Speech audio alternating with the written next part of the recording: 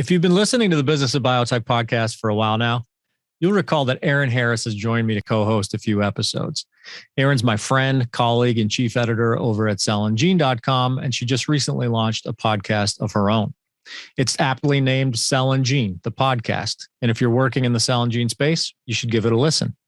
It's a collection of interviews with the industry and academic leaders moving the space forward. And you can find it at cellandgene.com or anywhere you listen to podcasts. Cell and Gene, the podcast. Check it out.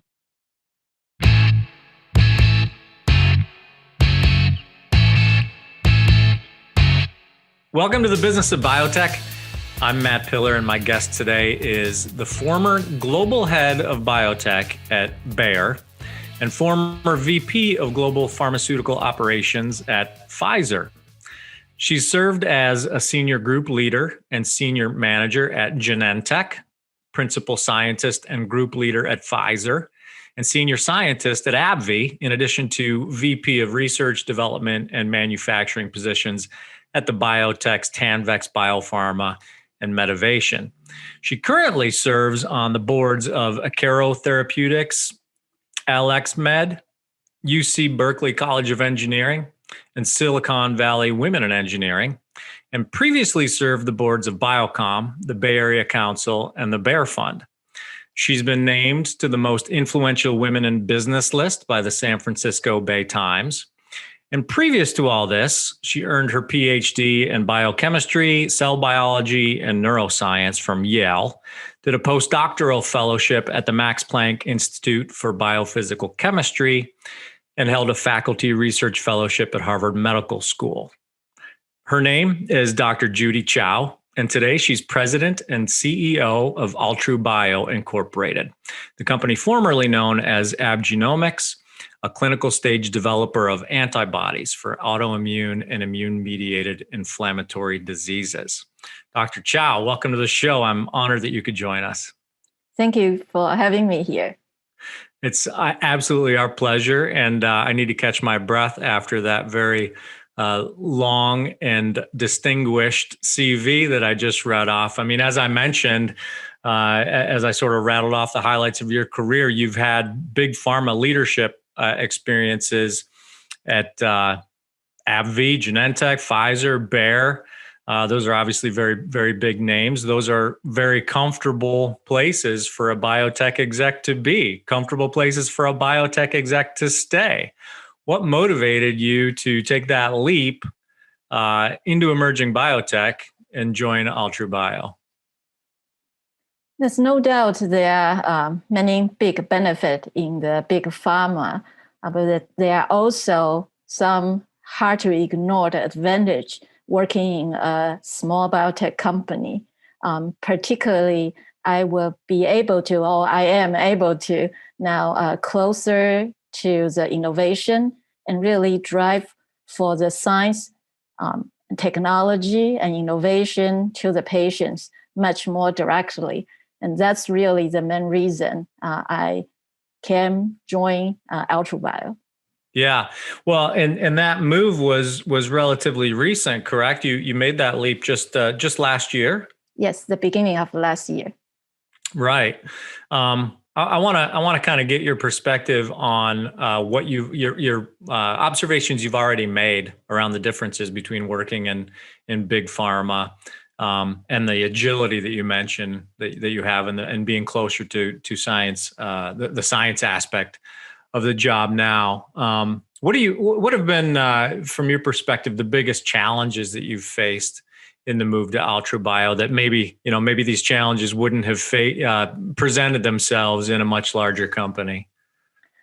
Certainly, I mean, bigger company and big pharma company has much so-called deeper pocket. So for many pipeline projects, common goals and is much more less fluctuation happening on the service. And then for small companies, the challenging really is much more vulnerable. So need to have much more strategy upfront to be able to get the needed funding, and also to be able to do that agile and nimble to change the direction in order to face all the challenges and making the right turn quickly. So those are the typical challenges between the big company and the small company. And not to mention, you particularly mentioned about the timing. And I think I probably picked the perfect time to join a small company because that's right before COVID. That makes the small company even more vulnerable in the beginning of last year. Yeah, and for those of you listening to this podcast as opposed to viewing it, when Dr. Chou said the perfect time, she used air quotes. So just to give you some context there, perfect depending on your perspective, I suppose. What did you? I want to dig into that transition a little bit, and specifically, you mentioned funding, and that's obviously a big issue, one of the biggest for leaders of emerging biotechs. What did you do to prepare? I mean, when you were at these big pharmas, I imagine, as you said, they had deep pockets, and if funding was needed by your department, if you needed more resources, maybe an oversimplification, but you asked for it, and I'm sure in many cases you received it because it was there. How did you prepare as you came into AltruBio and faced? Now I know you had some board positions, so you probably had exposure to the funding mechanism prior. But as you came into AltruBio as the leader here last year and spent the last 18 months, let's say, as its leader, how did you prepare for that responsibility and that I guess the pressure of raising funds and keeping the company moving forward from a financial perspective? Yeah, and I must also still give the credit of my immediately previous job at Bayer. Because allow me to explain a little bit, because my role at Bayer, I ran the biotech organization. So Bayer gave me this unique opportunity, probably just once in a lifetime, and also once in the entire 156 years of Bayer history, putting everything from R&D to manufacturing, supply, and everything in one shop. And that allowed me to have to really think through the overall strategy from creating pipeline to manufacturing to many things. So basically, I have to deliver a P&L organization under Bayer, meaning I need to drive for any non-small molecule to the profitable situation. So I must give the credit about even, yes, like you say, when I need the funding, I ask for it. But I really not mean to overemphasize the difficulties at the environment, but more or less in the comfortable setting at Bayer for all the years of success in small molecule. Any biologics, any non-small molecule, this is including the new modalities, need to be think about 10 times to say, why do we want to take the step to invest? And that really actually helped me prepare for my current position, meaning that I need to think through what really is beneficial from the investor. I mean, previous is my board at Bayer, and now it's from the investor point of view to see how I can bring the value for the investor, and ultimately really is to benefit for the patients. And that is very important for small organization. And that perspective helped me prepare to set up the right strategy to enable the fundraising for my current organization. Yeah, it sounds like that last opportunity you had at Bayer was sort of the perfect training grounds to step into the role you have at AltruBio. Certainly, yeah. Even though it's harder to imagine, people tend to think it's in a large company, it's fine. It's totally true. I mean, Bayer wouldn't fire me when I couldn't get the funding. However, it's the environment. I really need to think through how to, like I say, break everybody's default thinking about where the small molecule is very comfortable area. Why do we want to move to such a complicated molecule? And that's when I need to set up the right strategy, prioritization, and to show some quick win also to demonstrate then I can move that needle, and then to allow the board, and then now in the case about investor, feel comfortable to put more money in to see the progress of the company. What did the company look like from a personnel and footprint standpoint when you joined it? like I say about this quote unquote perfect storm, not only this is right away we face the challenge of COVID, but at the same time the funding situation wasn't so good. So definitely it's almost impossible to move to the next step. This has something to do with not like because the company wasn't prepared to have me on board. It was very confident about at the time the fundraising right at the time when I joined should be a smooth sail.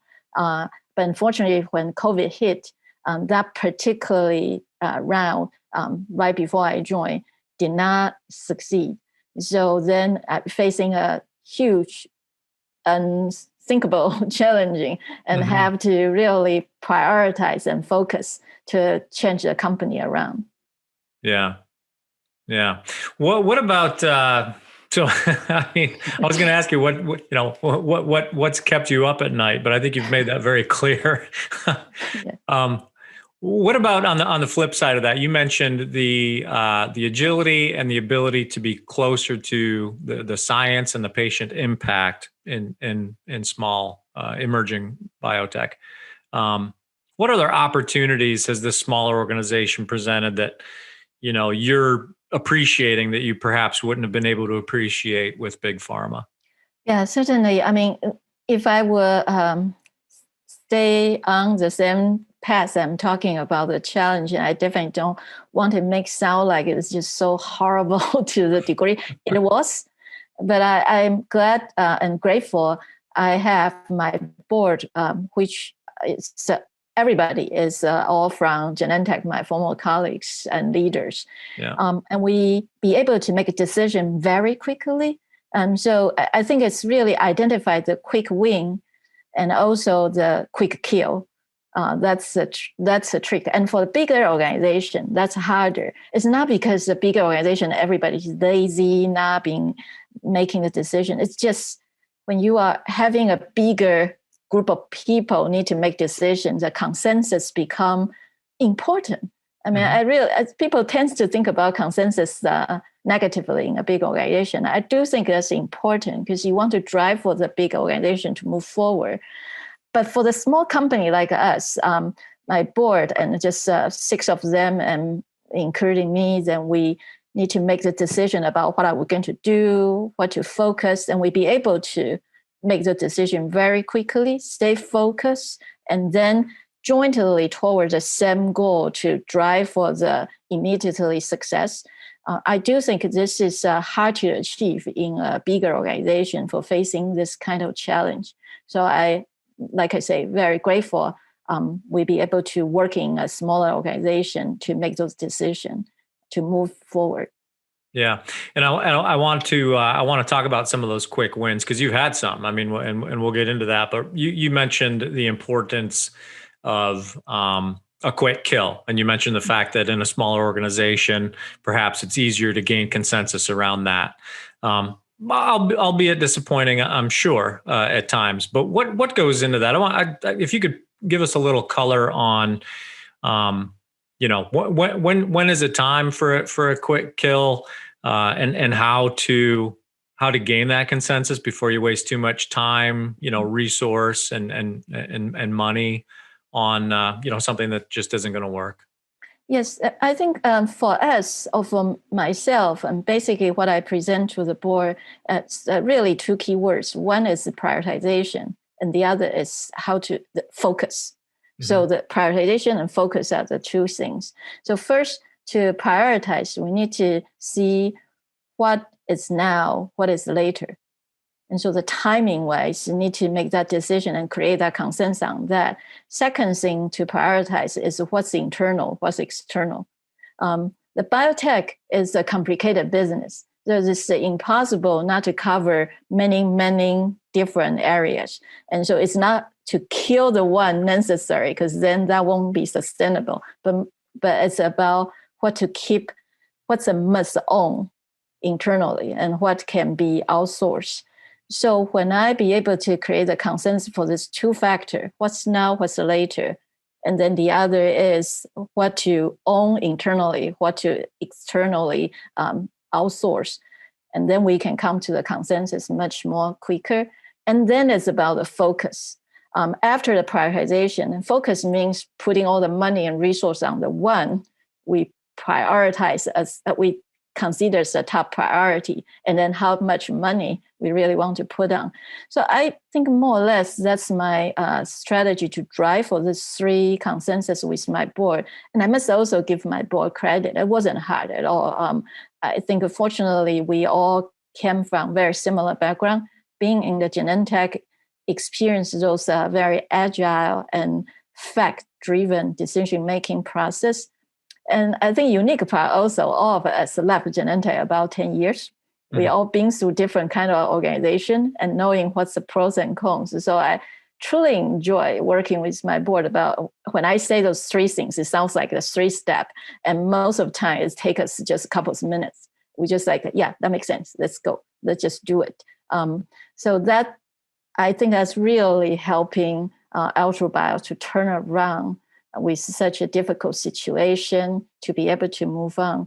And that make a huge difference. That's why within 1 year, and now thinking back, almost within 6 months, we'll be able to get the funding and to be able to drive for the new pipeline projects.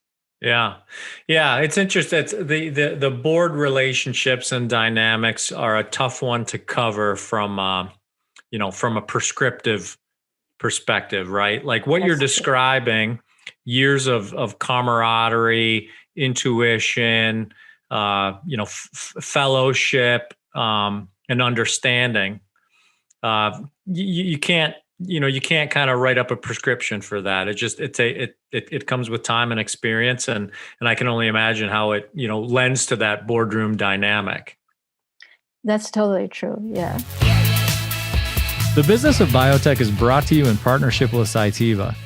Together, we're committed to helping the leaders of new and emerging biopharma companies navigate the financial, organizational, human resources, and regulatory waters you'll encounter on your way from discovery to the clinic and beyond. Check out a host of useful resources for biotech leaders at Cytiva's Emerging Biotech Accelerator at cytivalifesciences.com/emerging biotech. That's CYTIVA lifesciences.com/emerging biotech. So let's talk about some of those wins. You just achieved, I think, a few months ago, fast track designation for your lead candidate, ABGN 168H, which is a monoclonal antibody aimed at steroid refractory acute graft versus host disease. That's a new win for AltruBio, right? Yes. Yeah. So we are very excited about this fast track designation. It definitely says quite a bit about the support from the agency. Yeah. So tell us about that disease and how ABGN 168H addresses it. Yeah. So for steroid refractory acute graft versus host disease, it's a very severe disease. The mortality rate is very high. And the background of the disease, if I can do that very quickly, basically the patients start with the blood cancers or anything involved for the hemolytic cancer, and then went through many kind of different standard treatment, including chemo, radiation, and it did not work. And then the doctor would decide to go for the bone marrow transplantation. And then with the bone marrow transplantation, it has this rejection response, and then treat with steroid, and then fail with steroid. You can see even the whole treatment process is a lot, and not to mention the patient really suffer disease after disease in order to survive. So unfortunately, up to now, for such a disease, there's only one drug got approved, and that was only happening in 2019. And our lead molecule, ABGN 168H, is specific target towards a late stage unwanted T cell, which is the T cell trigger the rejection reaction towards a host. In a sense, you're thinking about for the bone marrow transplantation, it's supposed to help the host to fight for cancer.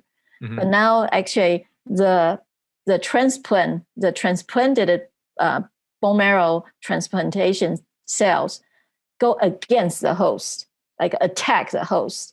So our drug is specific target those T cell and access to stop. Don't do that.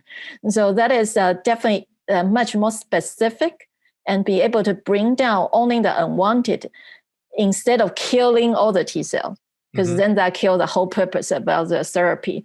So with that unique function, it making it much more safe because the patient's immune system is not compromised. And then also it's much more durable because we kill only the specific T cell. So that doesn't allow those problematic T cell to come back quickly. So with this two unique feature that make it much more helpful for the patient, and trust the recognition from the fast track designation, saying quite a bit about this unique mechanism of action can address this disease better. Yeah. At what point did you, as a company, did you identify that you that it would be strategic to pursue fast track designation? At what point did you say, okay, let's put a plan together and go after this? Yeah, and it's an interesting question because, frankly speaking, when I did my due diligence of our company to consider to join or not, I was looking at our ulcerative colitis data, and the data persuade me. But then this preliminary phase 1A data came the very end of 2019, right before I joined. And it's very fascinating. We have 10 out of 13 patient response. And for most of the other, even the one and only approved drug, only have 55% respond and then got approval. And so for 10 out of 13, so that's a very high percentage have the response rate. And to your question about when do we make that decision, when we face all those challenging of COVID came, and then we have the financial situation have to address, it looks like this medical need and also the non-addressed by the existing approved drug, it is the right thing to do because this will be quicker approval, also quicker to bring this solution for patient. So with that, basically, like I mentioned about through the discussion between my board and myself, we make that decision in the beginning of 2019. I'll say fair to say about March, April last year. Yeah. So you went after it. How did you execute it? And I don't, obviously there's a lot of there are many moving parts on the way to that application and its approval. But if you could give us a high level of what execution looked like once you decided you were going to pursue it, and you put the wheels in motion, what did it take to get it done? Yeah, and it's easy to say, and I appreciate you asked that question because we at the time have in parallel 4 or 5 clinical study all ongoing. And you can imagine if you forget about the emotion of the investor, have to consider the patient's benefit too. So we have to make the right decision to say this is making sense to stop and to focus on this particular indication. So the first thing to your question is to actually deprioritize some ongoing activities. And that took a lot. And second thing is really streamline our team. This is not small. For AltruBio, before my time, has a pretty complicated organization, really for the sake of for the future success.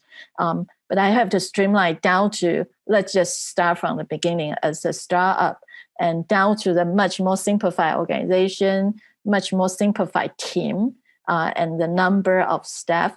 And that is the second thing. And the third thing is really identify the right clinical site and physicians we can work with to make sure our enrollment activation will be quickly. And the fourth thing, in some sense, most important is then to make sure we have the right funding, the right investor with the right mindset. And so that's more or less those 4 different directions to embark this new initiative. A lot of what you just described is, in my mind, it's one of the most difficult aspects of being a CEO, and that's change management. I mean, when you do things like as you described it, deprioritizing certain projects or initiatives, that's not as easy as it sounds at a personnel level or an organizational level. People that are, I should say, projects that are being deprioritized often have passionate people behind them. What's your best advice to leaders of emerging biotechs who have to make those difficult decisions, deprioritize some things to focus on others, around just having the fortitude to do it as a leader? I learned early in my career. I put you on the spot with that one, Dr. Chou. No, I learned early in my career. It's never being attached to any project. I know it sounds so cruel, but it's totally true. Have to think about when we deprioritize. That also means this project may not be beneficial for the bigger population of patients. Yes, some patients may actually benefit from it, but we need to think about really to putting our resources on the bigger population. I really don't mean it in thinking about the money. Truly, I think we need to put our focus first about benefit bigger population of patients. So if I have any advice, and luckily I learned that early in my career, is then not to get attached to any project, just being very fairly thinking through what really truly benefit for the bigger population of patients. I think when you put your heart in that right place, it's much easier to make the decision. That's very, very, very good advice. A lot of wisdom there. So let's talk about what the fast track designation is enabling for the company. What does it mean to the company moving forward? Yeah, it definitely recognizes, as I mentioned, about unmet medical needs. It helps us quite a bit for the clinical site activation, and also to persuade the physicians. And I want to particularly emphasize about when FDA gives us such a designation, and it actually reflects during our application process. They kept asking us the question about what is the unique mechanism of action. And so that means despite they have one existing approved drug, that is not what is missing. Right? What is really what we can bring? It's not just another solution, as otherwise FDA wouldn't give us that kind of designation. So for us, be able to then convey the message to the physician about there's still room this drug can bring, which is an existing drug wouldn't have. And in our case, as I emphasized, because the safety. And so we definitely see our lead molecule, ABGN1680, already being tested more than 170 patients. So that means the safety is there. Otherwise, the agency will kill this drug already. Sure. So that definitely have the background to support this drug is much more safer to allow us to increase the survival rate. That safety factor obviously is extremely important. Was it sort of the primary determinant? I wanted to ask you what the advantages. What do the FDA look at and say? Okay, we see these clear advantages of this candidate, this molecule, sufficient to enable the designation. Was safety the lead on that, or are there other elements, other facets of that discussion? Well, for FDA, they always have to put safety first, right? Because that's the agency's job. And so I have to say that is the primary. However, jointly with the FDA and company like us, the sponsor, we want to see the efficacy. So definitely we have, as I pointed out, the early phase 1A data showing 10 out of 13 patients had the response. So that is a very promising indication about this drug works. And so those two factors really allow the agency to see the potential. But again, I will emphasize that's different from that's a regular approval. And for fast track, meaning agency will give the priority to response to our question, to facilitate our quick get to the finish line. And they will give it to the company, have really the unique mechanism of a function. So this is so-called first in class. Mm-hmm. So that is a unique part, the exciting part about AltruBio's science, is we have this first in class, meaning this mechanism has not been applied for any drug approved today. So this may bring the solution we have not been able to treat for those patients. They're still waiting for new treatment. Yeah. Well, congratulations on that win. As you said, it was a quick win and a needed one. So a great feather in your cap early on. That molecule is also a phase 2 candidate at AltruBio for psoriatic arthritis, ulcerative colitis, and in phase 1 for acute graft versus host disease.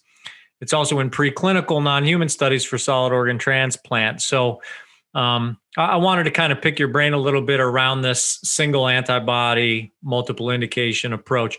I know it's not entirely uncommon, but you've made some significant clinical progress with this single molecule for multiple indications. What are the advantages to that approach? Yeah, this is what we call the pipeline in a product. Basically, with one product to expanded it to many disease area. So the advantage is then the commercial value is high.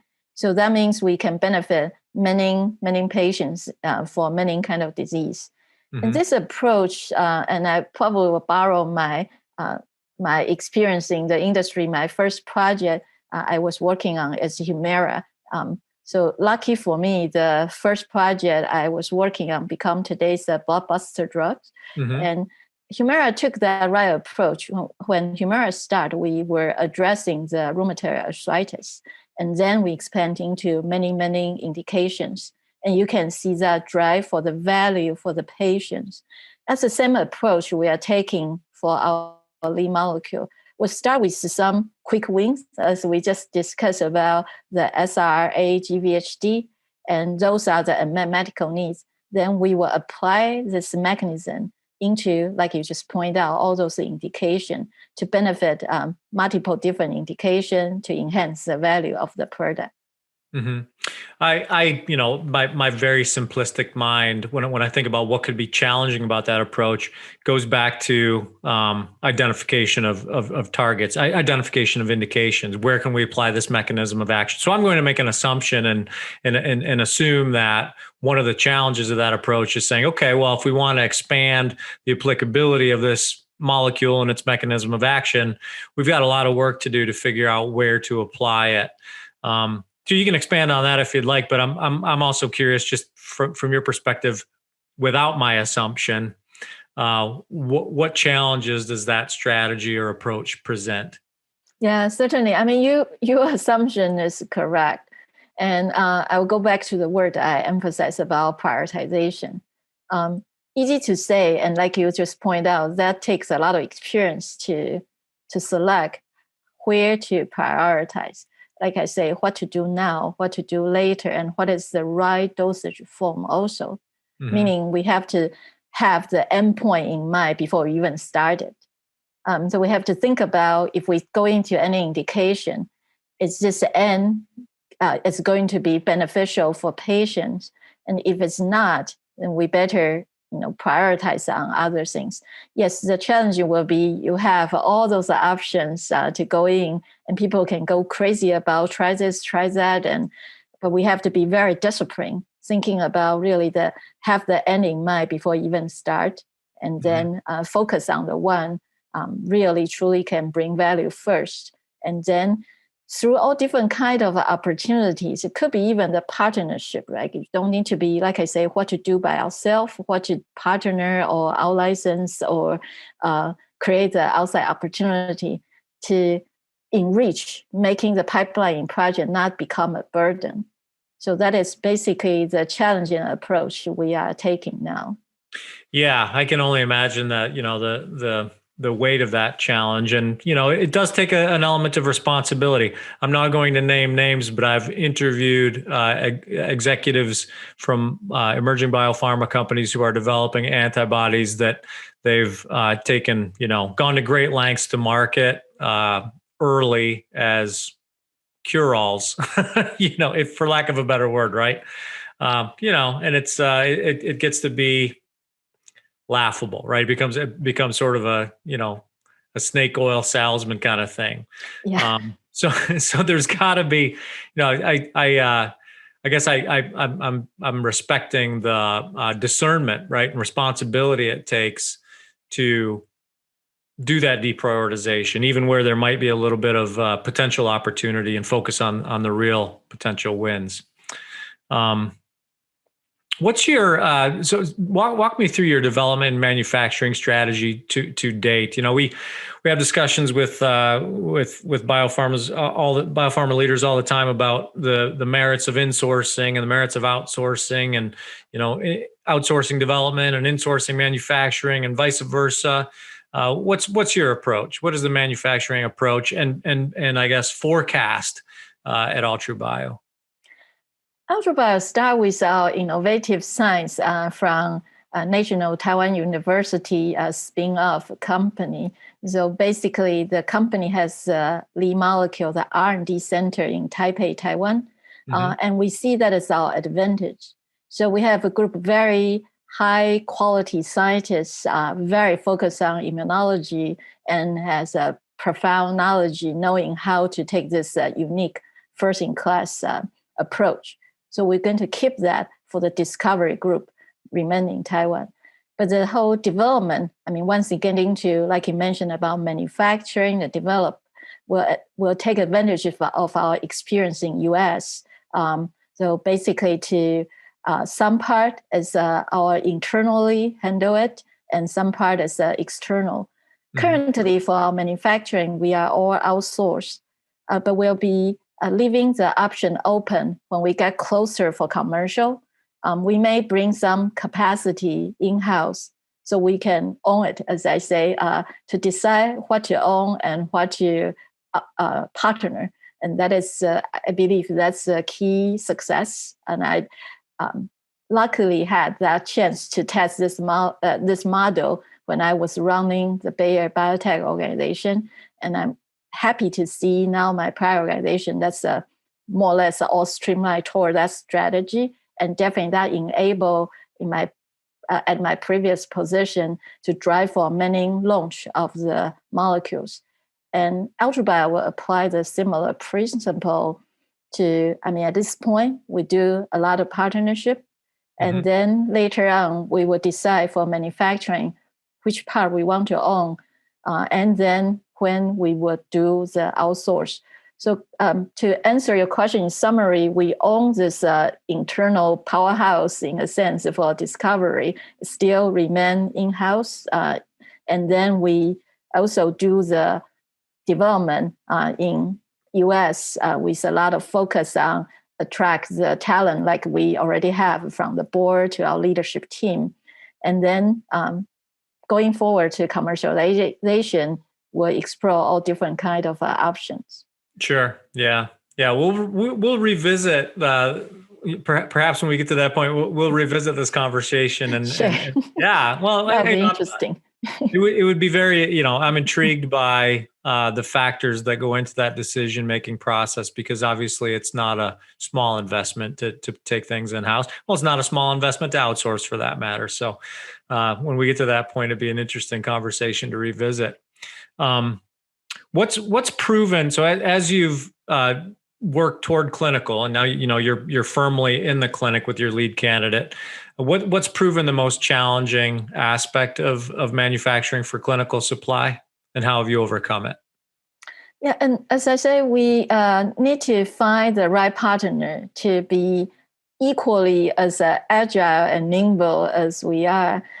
So this actually is definitely is challenging, because on one side you want to work with an established organization, but they are much more rigid, right? Because they have the set system, and I think most of the people in the biologics or the new modality world knowing working with a CDMO, you need to have the contract set up. It used to be like 18 months ago, and with the COVID, everybody accelerated a little bit. It's still as 12 months ago.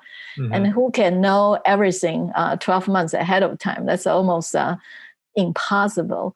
So that is definitely a challenge in working with a well-established one. So we took the approach to work with I guess, a so-called like-minded organization. So in a sense, maybe much more agile and willing to be flexible, and maybe not necessarily less established, but willing to have the right mindset. So to select the right partner, to have the, like I say, the like-it mind will be very important for an innovative company like us. And I think so far so good. We have the mixture of both. We are working with, on one side, one of the CDMO, which is much more established and having certain rigid system. And we try to get certain project with this kind of partner.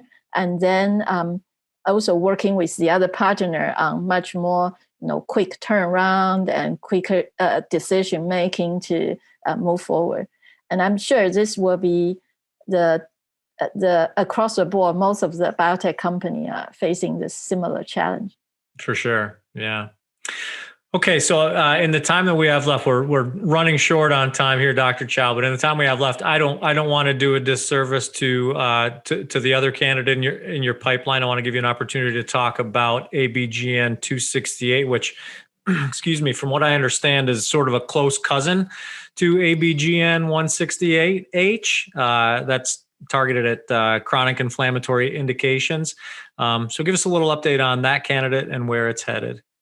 Sure. So 268, like you described very well, and it definitely has been shown higher efficacy in the non-human primate model. So that gets us very motivated to develop further. And the difference compared to 168H is it will be developed in a subcutaneous format. That means the patient will have the option to do the self-administration. So it's much more convenient. As you can see, dealing with the immunological or autoimmune disease are already complicated enough. To make it much more convenient for the patient to be able to do self-administration will be a huge benefit. So that is the unique nature of it already, and not to mention it has a higher efficacy. So we will be looking into like many indications area you already pointed out, maybe even towards the one like alopecia areata or vitiligo. So those are in addition to the IBD disease area, we will explore further. So we are all very excited about the 26A. Is a very unique molecule and demonstrating even more about what 16A can do. Very cool. Where is that in the sort of in the clinical continuum? Is it preclinical or are you at clinical phase? It's preclinical. So we aim to get the IND file next year. Excellent. Well, I wish you luck on that. I wish you as much luck on that as you're having with your lead candidate. What's the next big step there? What's the next big step for you and AltruBio? So other than we mentioned about 16A, we like to make a significant progress in clinical and push 26A into the clinical. We luckily oversubscribed out of our recent Series A fundraising. So that allowed us to look for additional so-called immune checkpoint regulator kind of direction. So we will do that through the business development and licensing to consider additional pipeline. So that will be this 3 big step. We like to see the progress. Excellent. Clinical progress, regulatory progress, funding progress, expanding pipeline. It sounds like everything's on the upswing for AltruBio, and I congratulate you on that success. And I thank you for the conversation. I mean, it's been very informative and enjoyable. Thanks for joining us, Dr. Chou. Thank you. So that's AltruBio President and CEO, Dr. Judy Chou. I'm Matt Pillar, and this is The Business of Biotech. We're produced by Bioprocess Online in partnership with Cytiva, which demonstrates its commitment to new biopharma companies at its Emerging Biotech Accelerator, which you can learn more about at cytivalifesciences.com/emerging biotech. Check that out. Sign up for my newsletter at bioprocessonline.com. Give this podcast 5 stars if you're enjoying the conversations. And in the meantime, thanks for listening.